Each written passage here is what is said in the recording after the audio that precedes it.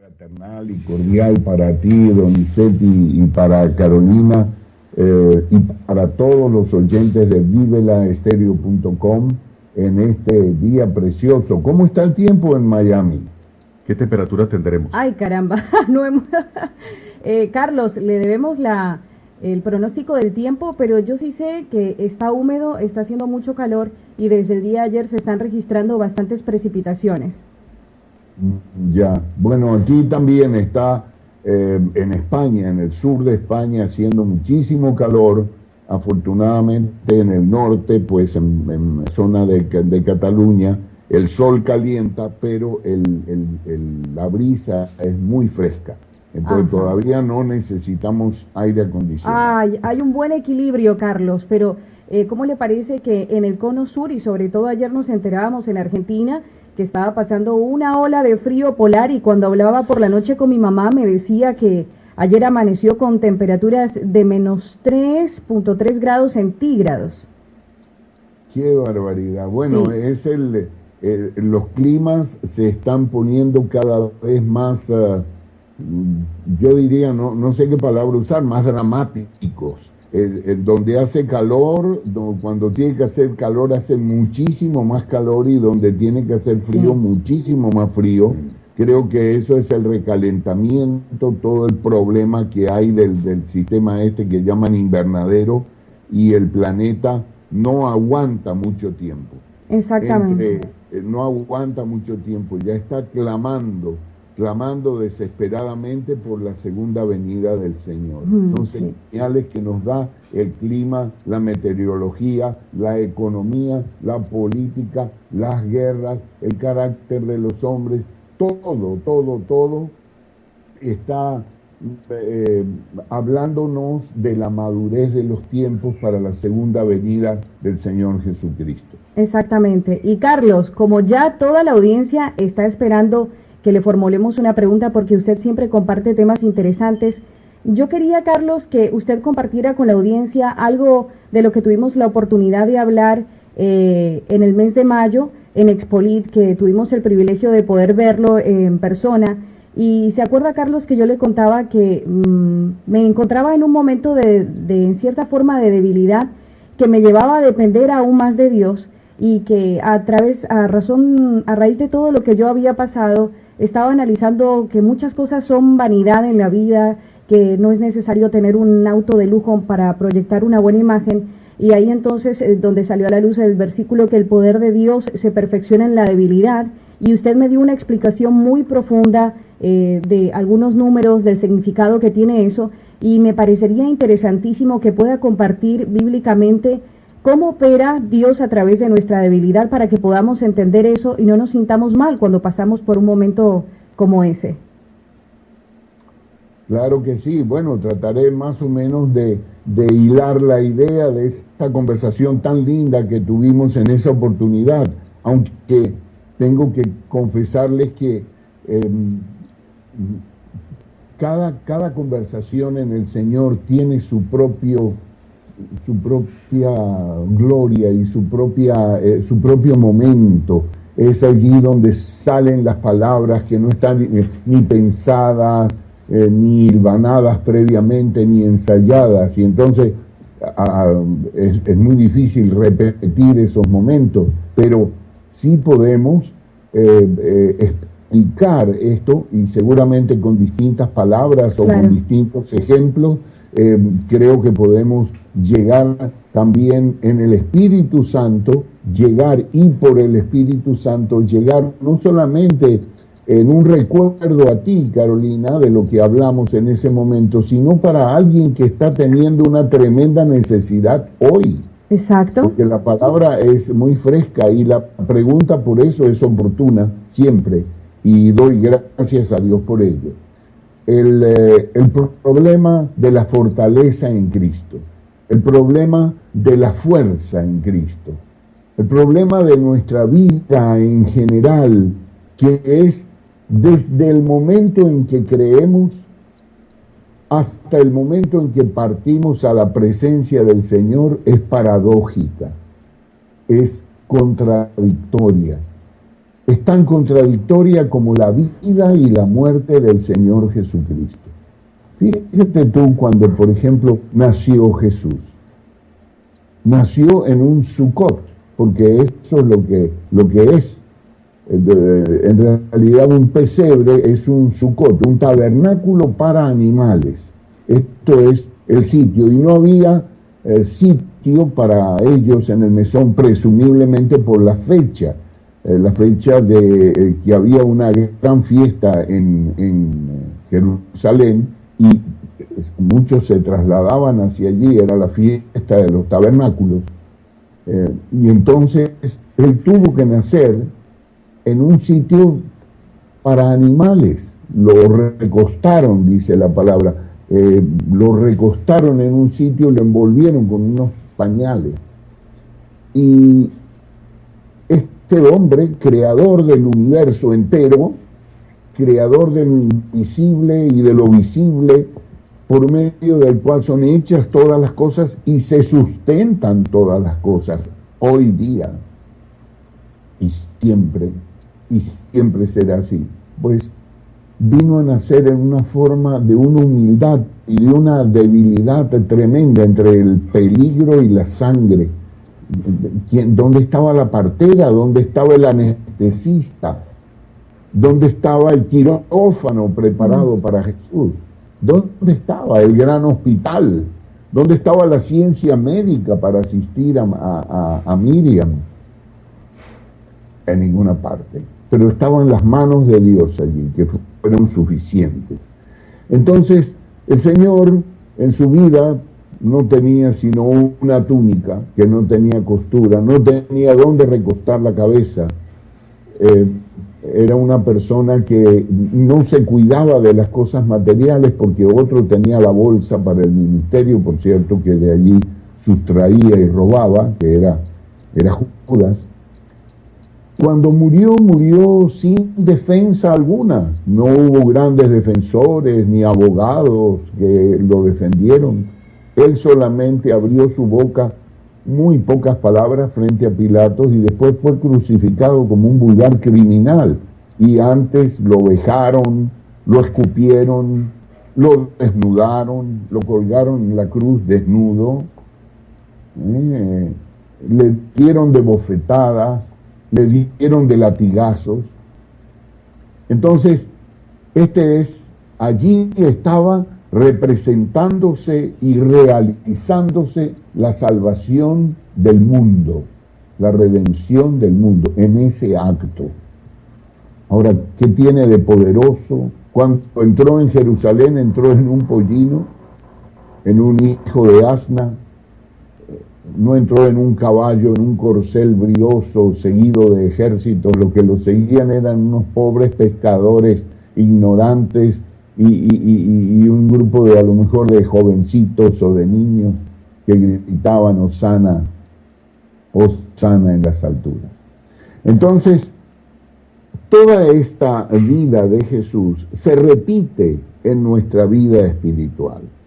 Por eso es que uno tiene que tener una gran desconfianza de esos grandes éxitos, éxitos entre comillas, que plantea la iglesia profesante hoy día, y tomarlo con pinzas todas estas cosas, porque donde no hay dolor, donde no hay fracaso, donde no hay debilidad, no está el Espíritu Santo. Yo no quiero decir con esto que uno tiene que vivir una vida de derrotas, no quiero decir esto. Quiero decir que siempre estamos luchando, siempre se nos presentan oposiciones y siempre hay triunfos. ¿Y cómo son los triunfos? Los triunfos son también paradójicos, porque, por ejemplo, hablemos un poco de la paz. Jesús dijo: la paz os dejo, mi paz os doy, yo no la doy como el mundo la da. En el mundo tenéis aflicción, no tenéis aflicción, pero confiad, yo he vencido al mundo. De manera que lo primero que tiene que entender el cristiano, el creyente, el que cree en esas palabras, el que le cree el cuento a Dios, que es verdad, porque Él no miente, es que Él tendrá paz en la tormenta. La tormenta por fuera ruge y amenaza, y las olas parece que te fueran a tragar. Pero si tú tienes la paz de Dios, la tienes interna, en ti. Y esa paz sobrepasa cualquier entendimiento. Lo mismo que su amor sobrepasa cualquier entendimiento, cualquier odio. Tú puedes vencer cualquier odio que tengas porque tienes el amor de Dios en ti. Pero si lo que tienes es el amor del mundo o el amor tuyo personal, eso no va a poder ser porque tú solamente estás capacitado para amar a los que te aman. Como ser humano estás limitado, tu amor es, tu filos es totalmente limitado. En cambio, cuando tienes el ágape, el amor de Dios, tú amas a tus enemigos, tú amas a los que te hacen daño y puedes cumplir estas cosas. Amas a Dios sobre todas las cosas. Entonces, con la debilidad y la fortaleza también sucede lo mismo, es otra paradoja. Y lo que hablamos en aquel momento creo que fue un ejemplo maravilloso de la aplicación del número que tiene en la Biblia. La aplicación del número en la Biblia es algo maravilloso en todas partes, desde Génesis hasta Apocalipsis. Hay una trama maravillosa, como un billete de seguridad, como un sello de agua que está probando allí que esta palabra la hizo alguien sobrenatural, porque nadie podía enlazar esa trama numérica dentro de las letras que llevan y que forman las palabras. Por ejemplo, ustedes saben que el 666 es el número del anticristo, está claramente identificado en Apocalipsis.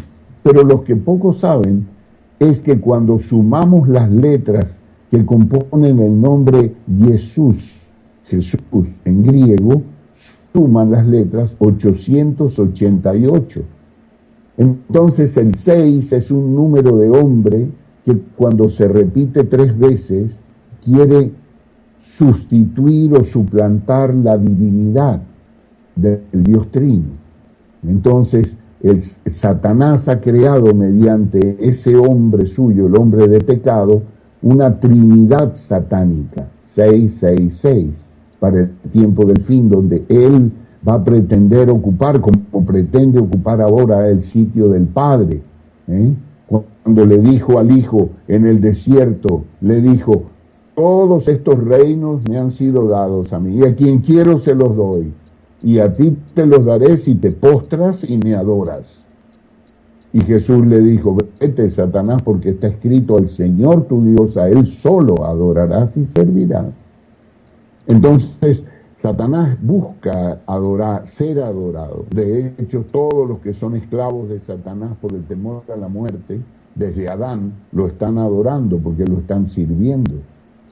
Posiblemente no lo sepan, pero sí lo sirven, porque están sujetos a él por el temor a la muerte. Entonces, él va a crear una trinidad satánica al fin, que se repite el número 6 3 veces, como dije, donde él suplanta al Padre, el anticristo al Hijo y el falso profeta al Espíritu Santo. Entonces decía que el número 8 es el número precioso de la resurrección. Bueno, y así por delante hay cientos, si no miles de ejemplos muy bonitos en la numeración. Nosotros, por cierto, Donizetti, Carolina, estamos terminando, lo que pasa que estamos sumamente ocupados con la 4ª edición, pero dentro de algunos meses ya podremos ofrecer de manera gratuita a través de vivelaestereo.com los estudios de numeración bíblica, la función del número en la Biblia, que el enemigo ha luchado tanto para que no salga eso y se confunda con la numerología o con la cábala, que son dos cosas diferentes totalmente. Una es la numeración bíblica y la otra es la cábala. Bueno, entonces lo que lo que le comentaba pues a Carolina y que quería que lo compartieran hoy con ustedes, con los oyentes, es que en el caso del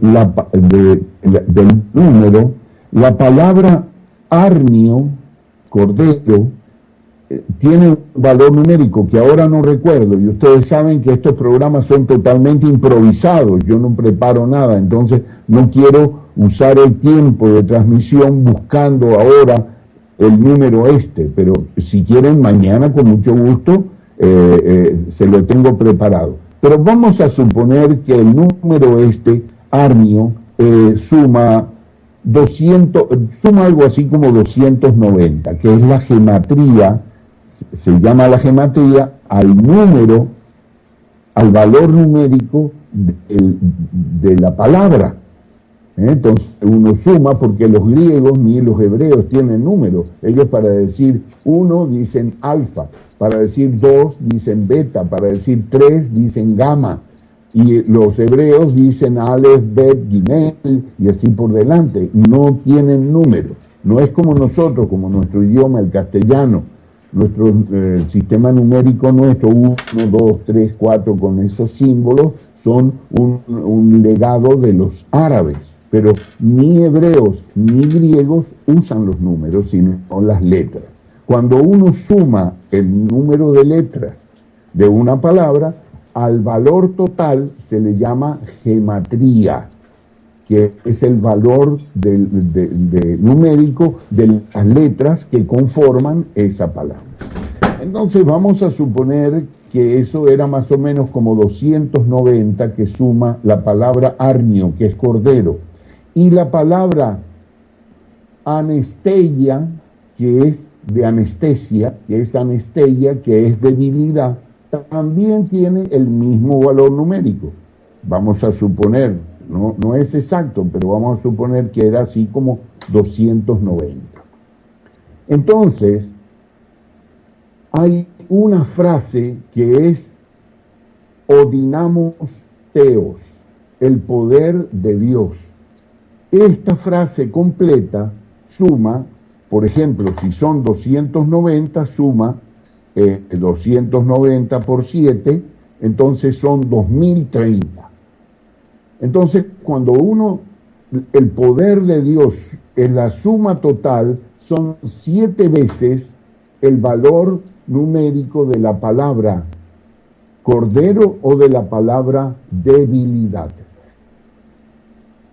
7 es el número perfecto de Dios, completo de Dios. Entonces, todo el poder de Dios se manifiesta en la debilidad y en un cordero, que el cordero es débil. El cordero es creo que uno de los animales más débiles que hay en el planeta. Entonces, allí está condensado el poder de Dios en esa debilidad. Y eso es lo que le dijo Dios al apóstol Pablo cuando el apóstol Pablo le pidió que le quitara la prueba, porque la prueba que tenía, que era un emisario de Satanás, muy malo y perverso, igual que el de Job, el que le afectaba a Job, lo abofeteaba, lo avergonzaba. Entonces Pablo le dijo: Señor, ya son creo que 3 veces se lo había pedido. Y el Señor le dijo: bástate mi gracia, porque mi poder se perfecciona en la debilidad. Entonces fue que entendió Pablo que cuando era débil, entonces era fuerte, porque el poder de Dios no reside en los fuertes, reside en los débiles, reside en las personas que dependen totalmente de Dios, en aquellas personas que son probados físicamente, que son probados emocionalmente, sentimentalmente, como era el caso pues de la carga que están llevando nuestros hermanos. Entonces, esta carga que tienen los debilita, pero los fortalece en el Señor. Y esta es, entonces, cuando somos débiles es que entendemos. Mira, hay un ejemplo muy bonito de un hermano. Ustedes seguramente lo deben haber oído antes, el de las huellas en la arena. Oh, sí, claro. Correcto. que decía, bueno, Señor, ahora sí que voy caminando contigo y hay 4 huellas. Y entonces cuando llegaron el momento de las pruebas, aquel hombre solo veía 2 huellas nada más. Y se quejó con el Señor y le dijo, Señor, pero ¿cómo es posible que antes, cuando me iba más o menos bien, había 4 huellas? Quiere decir que caminábamos los 2 juntos. Y ahora que estoy probado, solamente veo mis huellas. Y el Señor le respondió y le dijo, es que no son tus huellas, son las mías. Y él le dijo, ¿y dónde están las mías? Dice que te estoy llevando acá. Entonces, ¿qué quiere decir esto? ¿Qué quiere decir? ¿Qué significa esto? Que Dios está más cerca de nosotros que nunca cuando sentimos que su presencia a lo mejor está lejos. No. Al contrario, está muy cerca nuestro.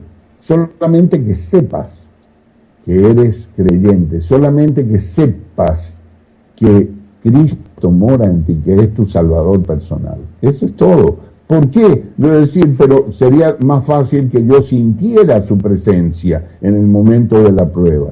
Sí, pero acuérdate que Dios te quiere ejercitar a ti, a Carolina, a Donizetti y a mí, y a todos sus hijos, nos quiere ejercitar en la fe. Y fe es la certeza de lo que no se ve y también de lo que no se siente. Entonces, porque nosotros no andamos por vista ni por sentimiento.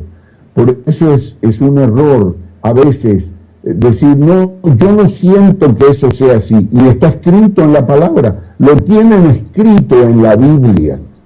Aquí está escrito en la Biblia. Y lo leen y dicen, no, yo no siento que eso sea así, porque yo tengo un testimonio o un testimonio de un hermano o de una hermana que le pasó esto y esto y esto y esto, y desvirtúan la palabra de Dios por sus sentimientos. Eso no es correcto.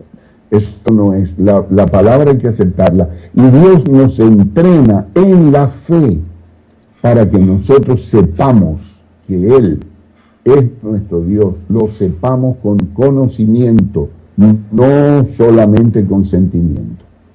Entonces creo que más o menos esto puede, no sé si ustedes creen, con preguntas o pueden añadir algo al respecto. No, perfecto, Carlos. Yo creo que se entendió bastante y yo me había olvidado de esa explicación, por eso la quería volver a escuchar, que es impresionante que la palabra debilidad sume alrededor de 290. No tenemos la cifra confirmada, pero supongamos que es 290.